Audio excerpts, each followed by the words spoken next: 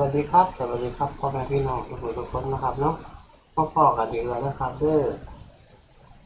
มาพ่อกันอีกแล้วลาวพัฒนาครับที่มาพ่อกันทุกๆวันจันทร์พุธศุกร์นะครับเด้อเดือนนี้ก็ที่เริ่มมีทุกวันนะครับเด้อลาวพัฒนาเริ่มจากวันที่นี่แหละวันที่4 ถึงมื้อนี้วันที่1 2 3 4เป็นต้นไปแล้วครับเด้อทีนี้ทุกมือแล้วยกเว้นเสาร์อาทิตย์เด้อลาวพัฒนาออกเวลาเก่าแต่ว่าเพิ่มรอบคือมีทุกมือละบาดนี้ประมาณนี้เตรียมหม่องเก็บเงินไว้หลายๆด้วยเตรียมหม่องเก็บเงินไปทำความสะอาดสั้นใต้ดินไว้ก็ได้รวยละบาดนี้ พอเป็นจังซั่นเลยเนาะสาธุถ้ามันรวยก็ขึ้นฮอดอาจารย์เนี่ยเด้อเนี่ยตามหมายเลขบัญชีนี่ล่ะ รอบที่แล้วบ่รวยซ้ำรอบที่แล้ว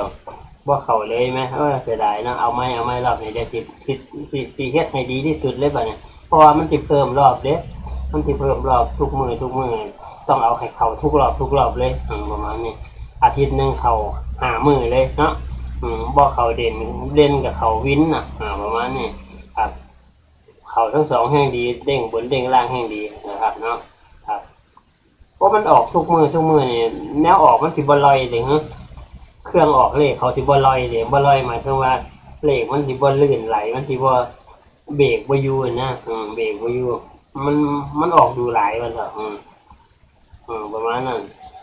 เขาต้องกะเพื่อไว้เนาะสมมติว่าเขามัก1เขาต้องเอา3เอา4เอา5จังซี่ประมาณนี้นะครับ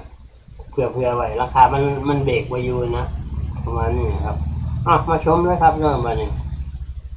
พิจารณาเบิ่งนะครับเด้อครับประมาณนี้เดี๋ยวเอาคนออกก่อนมันบังให้เบิ่งเลขกำลังวันเป็นหลักเด้อครับเด้อ1กับ21กับ2ตรงกันเลยเนี่ย1กับ2ชนกับเลขกำลังวันเลยเป่งๆเลย6 7 8 9 0ชนอย่างนะชน9ชน0ชน8ชน9เด้อ8กับ9เด่นเด้อ1กับ2เด่นเด้อจับคู่กันก็คือ1 8 1 9 2 8 2 9หรือบอกอ่ะ1122แล้วก็2112นำเด้อครับเด้อกันไว้นะครับ2112แล้วก็8998นำราคามันมาหรือว่าใช่กับ9988มันมักมาเบิ่นได้แล้วนี่มักมาเบิ่น99881122ถามไว้สับสนกับพักก่อนงงกับพักก่อนไปเบิ่งช่องอื่นมาเทียบกันก็ได้นะครับเด้อเบิ่งแล้วเลขของอาจารย์เรียนมาเทียบกันถ้ามันตรงกันกับเลขกำลังวันอาจารย์ฟาดเด้แล้วก็ไปทำความสะอาดหม่องเก็บเงินไว้หลายๆใหญ่ๆเลยเดี๋ยวมันสิใช้บ่ทันมี5 มื้อวันนี้แม่ ขนาดมีอาทิตย์ละ3 มื้อก็ยังเครียดแล้วนี่อาทิตย์ละ5 มื้อเลยเอาสู้ๆกันไปครับทำนี่แหละเนาะครับเนาะขอให้ทุกท่านโชคดีเฮงๆครับสวัสดีครับ